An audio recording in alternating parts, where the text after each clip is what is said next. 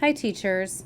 I want to show you what it looks like from the student view on an iPad to log into the app ClassKick. In the past, you might have used a class code and prompted students to, in this box seen here, type that code in to be directed to your assignment. However, now that we have a pro account, this code will take them to a basic account and not connect with you and the assignment you even asked them to join. Instead, we want to ask students to go through the login process. So click login in the bottom left. The top option asks them to continue with Google. And yes, hit continue for Google wants to use ClassKick and vice versa. They will choose their BSD email. Mine isn't prompting for my password. However, students will probably be asked to sign in with their password the very first time. The hope is that this will be a first time and one time only step.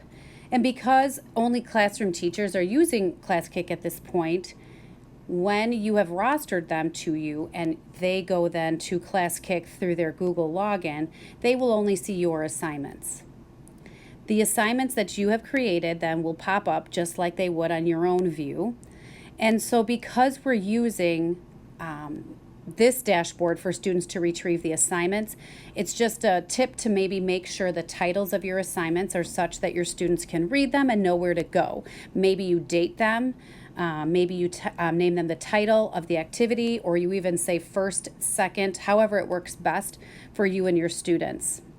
Another tip to help with workflow and management for students is to create a folder. So if you're making multiple class kicks about even within one content area, maybe you want to group them based on either chapters if they're for math, right? Or for reading for different units or different mentor texts. However you want to group assignments to support your students seeing less of a list to navigate through is going to be more helpful for them. Look at the upper right-hand corner where there's a white circle and a green plus. Click that circle. The menu pulls down and I would choose the very bottom option, create folder. And you're given the keyboard to type in however you want to name that folder. All right, and it looks just like mine in the upper right left-hand corner on my screen. So this will definitely take students to those assignments, and you may or may not be aware of how to share an assignment with a student. So if on the other hand, now we change our mindsets and say, if I'm in ClassKick, now again, remember this is the iPad screen, how do I share these assignments with my students? So we have to also have already taken students through logging in, but before that even rostered them. There is a different screencast on how to roster students before you have them log in, which is a highly recommended step in order for all of this to work well. Once you've set up your roster, students have logged in, now you can feel confident that you can send and share an assignment with your students for them to access. I'm going to experiment with the first green square you see where it says creating your own assignment. Notice the 3 dots on the bottom right and click on that. You can do one of 2 things. You can either hit share or you can hit assign. Both will accomplish what you need. So let's play with the idea of share. And this is where you are prompted with either an email. They will give you the link, but you just type in the email. This would be quite tedious if it's for all of your students. Instead, toggle over to the word link. You would hit copy link, and that link is now copied on your virtual clipboard. You can place this link in your daily menu. Menu or schedule is more or less the word I'm probably looking for.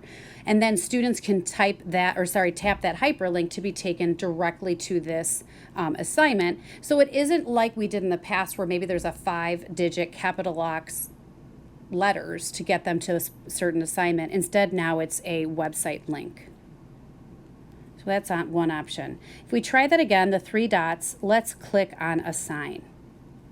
So this is where you'll have wanted to have already seen, or you can go back to watch how you create a roster.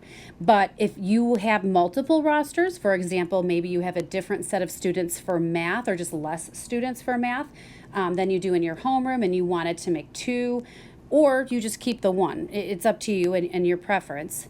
You have a drop-down option of which roster you want to assign it to. I'm going to choose the purple sample roster. I'm going to tap on that. Okay, I guess since it is already with that green marker showing that that's the one we're doing it with. I'm going to click back, and now it's been assigned to them. So for example, if I tap away from that, the title menu at the very top says assignment 2, teachers creating their first assignment. I know that's the assignment I was trying to assign. I can use the first on the left-hand side drop down to make sure I have it assigned to the right roster. This is that link, if you look at the next box over, where if I tap on that chain link, yes, it has the caps lock code, but we're going to instead use the copy link at the bottom. If I tap copy link, now it's in my virtual clipboard and I can paste that places.